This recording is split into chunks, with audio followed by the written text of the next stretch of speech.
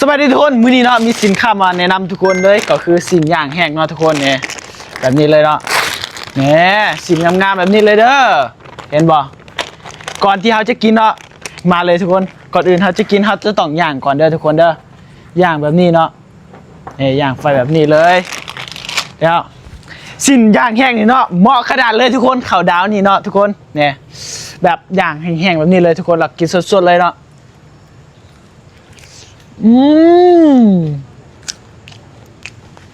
โหแซ่บเวลาข้าวดาวนะทุกคนขาดบ่ได้ก็คือเห็นบ่เราขาวอันนี้เนาะสิ่งที่ขาดบ่ได้เนาะทุกคน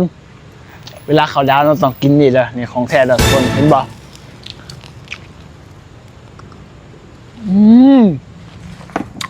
โล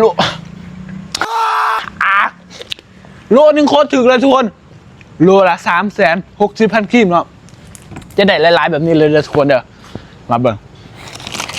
จะได้เป็น4 ธงแบบนี้เลยทุกคน4 ธงนี่เนาะพอดีแมน1 โลนะทุกคนมีแต่ใส่งามๆเด้อทุกคนเด้อสนใจลองติดต่อเข้ามาเบอร์อยู่กล่องหน้าโปรไฟล์นี่เลยเรือเบอร์อยู่หน้าจอนี่เลยเด้อติดต่อมาไว้